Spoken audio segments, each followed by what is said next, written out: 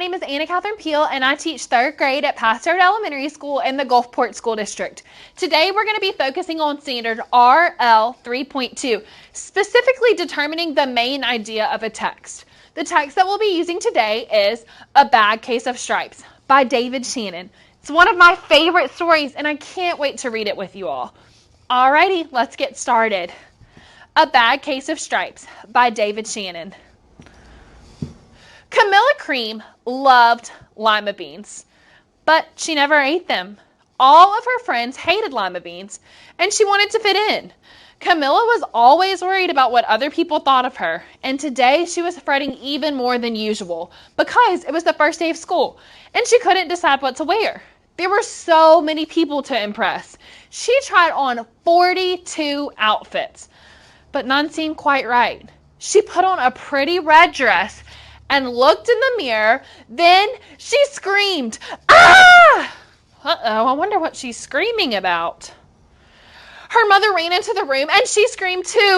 "Oh my heavens," she cried. "You're completely covered with stripes." This was certainly true. Camilla was striped from head to toe. She looked like a rainbow. Mrs. Cream felt Camilla's forehead. "Do you feel all right?" she asked. "I feel fine," Camilla answered, "but just look at me." "You better get back in bed this instant," her mother ordered. "You're not going to school today." Camilla was relieved. She didn't want to miss the first day of school, but she was afraid of what other kids would say, and she had no idea what to wear with those crazy stripes. That afternoon, Dr. Bumble came to examine Camilla. "Most extraordinary," he exclaimed. "I've never seen anything like it. Are you having any coughing, sneezing, runny nose, aches, pains, chills, hot flashes, dizziness, drowsiness, shortness of breath, or even uncontrollable twitching?" "No," Camilla told him. "I feel fine." "Well then," Dr. Bumble said, turning to Mrs. Cream, "I don't see any reason she shouldn't go to school tomorrow. Here's some ointment. It should help clear up those stripes in just a few days. If it doesn't, you know where to reach me." And off he went. Do you think a little ointment, an ointment's something you would put on like a cut before you put on your Band-Aid. Do you think that's going to fix her stripes? You can see he does think it's pretty shocking looking at his face. See, the next day, it was a disaster. Everyone at school called Camilla names. They even laughed at her. They called her Camilla Crayon or Night of the Living Lollipop. She tried her best to act if everything were normal. But when the class said the Pledge of Allegiance, her stripes turned red, white, and blue. She even broke out in stars. She looks like our flag. The other kids thought this was great. One called out, "Let's see some purple polka dots." Sure enough, Camilla turned all purple polka dotty. Someone else shouted, "Checkerboard," and a pattern of squares covered her skin. Soon, everyone was calling out different shapes and colors, and poor Camilla was changing faster than you can change channels on a TV. That night, Mr. Harms, the school principal, called. "I'm sorry, Mrs. Cream," he said. "I'm going to have to ask you to keep Camilla home from school. She's just too much of a distraction, and I've been getting calls from other parents. They're afraid those stripes might be contagious." Camilla was so embarrassed. She couldn't believe that 2 days ago, everybody liked her. Now, nobody wanted to be in the same room with her. Her father tried to make her feel better. "Is there anything I can get you, sweetheart?" he asked. "No, thank you," sighed Camilla. What she really, really wanted was a nice plate of lima beans. But she'd been laughed at enough for one day.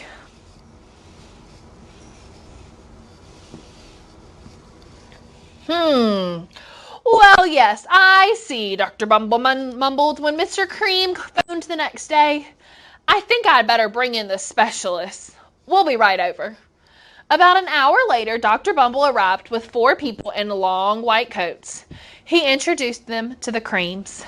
"This is Dr. Grop, Dr. Sponge, Dr. Cricket, and Dr. Young." Then the specialist went to work on Camilla. They squeezed and jabbed, tapped and tested. It was very uncomfortable.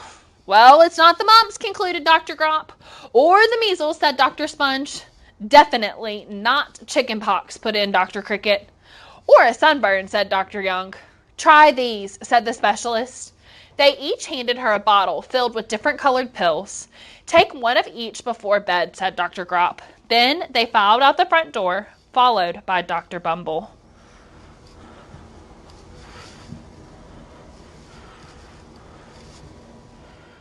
That night, Camilla took her medicine. It was awful. When she woke up the next morning, she did feel different. But when she got dressed, her clothes, they didn't fit right. She looked in the mirror, and there, staring back at her, was a giant, multicolored pill with her face on it. She's turned into the medicine that she took. Dr. Bumble rushed over as soon as Mrs. Crane called, but this time, instead of the specialists, he brought the experts. Dr. Gord and Mr. Mellon were the finest scientific minds in the land. Once again, Camilla was poked and prodded, looked at and listened to. The experts wrote down lots of numbers. Then they huddled together and whispered. Dr. Gord finally spoke. It might be a virus, he announced with authority. Suddenly, fuzzy little virus balls appeared all over Camilla. Or possibly some form of bacteria, said Mr. Mellon. Out popped squiggly little bacteria tails. It could be a fungus, added Dr. Gord. Instantly, Camilla was covered with different colored fungus blotches. The experts looked at Camilla, then at each other. We need to go over the numbers back at the lab, Dr. Gord explained. We'll call you when we know something. But the experts didn't have a clue, much less a cure. So you can see all of these little blotches and tails. Those are viruses and bacteria and fungus that's coming out of Camilla. By now, the TV news had found out about Camilla. Reporters from every channel were outside her house telling the story of the bizarre case of the incredible changing kid. Soon, a huge crowd was even camped out on the lawn. The Creams were swamped with all kinds of remedies from psychologists, allergists, herbalists, nutritionists, psychics, an old medicine man, a guru, and even a veterinarian. Each so-called cure only added to poor Camilla's strange appearance until it was hard to even recognize her. She sprouted roots and berries and crystals and feathers and even a long furry tail. But nothing seemed to work. You can see she has her stars from the first time they called it out. She's getting branches with little holly berries. There's her little pink bow, so you know it's Camilla, but there's the feathers and the viruses and the bacteria coming out of her. And it's like she's coming into the ground right here, all of these roots. Poor thing. One day, a woman who called herself an environmental therapist claimed she could cure Camilla. Close your eyes, she said. Breathe deeply and become one with your room. Oh, I wish you hadn't have said that, Camilla groaned. Slowly, she started to melt into the walls. Her nose was the dresser. The two paintings were her eyes. The therapist screamed, "Ah!" and ran from the house. What are we going to do? Said Mrs. Cream. It just keeps getting worse and worse. She began to sob. You can see this is her mouth, this is her bed, and her eyes, and her nose. She's literally become her room. At that moment, Mr. Cream heard a quiet little knock at the door.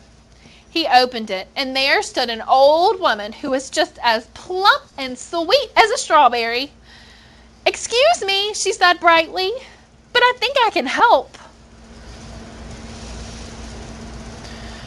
She went into Camilla's room and looked around. "My goodness," she said with a shake of her head, "what we have here is a bad case of stripes." That's what our title was. "What we have here is a bad case of stripes, one of the worst I've seen." She pulled a container of small green beans from her bag. "Here," she said, "these might do the trick." "Are those magic beans?" asked Mrs. Cream. "Oh my, no," replied the kind old woman. "There's no such thing. These are just plain old lima beans. I'll bet you'd like some, wouldn't you? She said to Camilla. Camilla wanted a big, heaping plate full of beans more than just about anything, but she was still afraid to admit it. Yuck, she said. No one likes lima beans, especially me. Oh dear, the old woman said sadly. I guess I was wrong about you. She put the beans back in her bag and started towards the door. Camilla watched the old woman walk away. Those beans would taste so good, and being laughed at for eating them was nothing compared to what she'd been going through. She finally couldn't stand it. Wait, she cried. The truth is, I love lima beans. I really do. I thought so, said the old woman with a smile. She took a handful of beans and popped them into Camilla's mouth. Said Camilla. Do you think those will work? Just plain old lima beans? Suddenly, the branches, feathers, and squiggly tails began to disappear. Then the whole room swirled around. When it stopped, there stood Camilla, and everything was back to normal. I'm cured, she shouted. Yes, said the old woman. I knew the real you was in there. Somewhere. She patted Camilla over the head. Then she went outside and vanished into the crowd. So she ate lima beans and then she turned back into herself? I wonder why that is. Afterward, Camilla wasn't quite the same. Some of the kids at school said she was weird, but she didn't care a bit. She ate all the lima beans she wanted to, and she never, ever had even the touch of the stripes again. The end.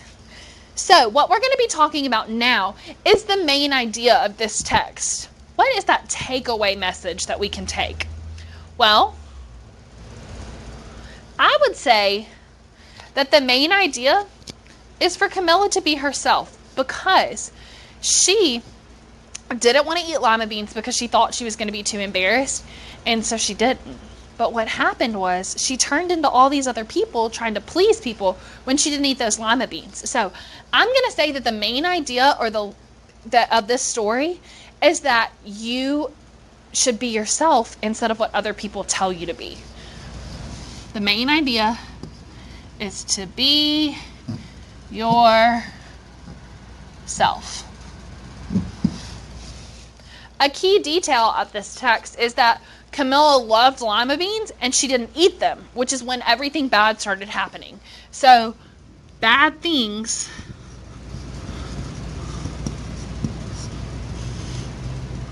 started happening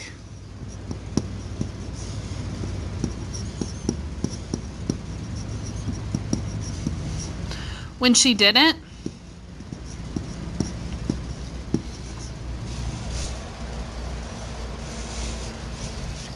When she didn't eat the lima beans.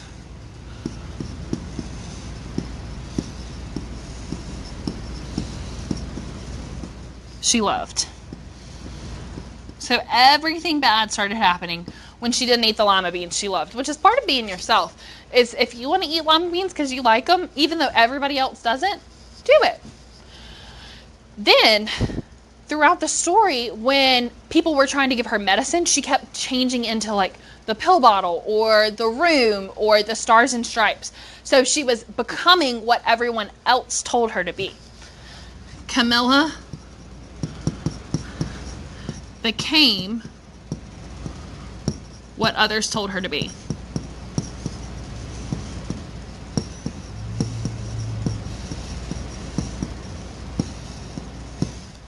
And last but not least, when she finally ate the lima beans, she turned back into herself. So when she overcame that fear of judgment from other people, she came back to herself. So when Camilla finally ate lima beans, she turned back into herself.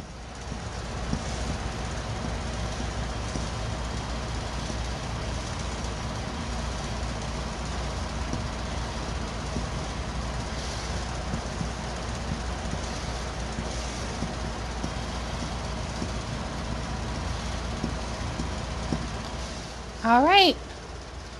So the central message or the main idea of the bad case of stripes is to be yourself, to try to fit in, or to make fun of other people. What do you think? Well, Camilla, bad things started happening to Camilla when she didn't eat the lima beans she loved. Then she became what other people told her to be, like the medicine or the fungus or the stars and stripes. But when she finally ate the lima beans, she turned back into herself. So the central message or the main idea of this story is that you should be yourself. Thank you for learning with me today.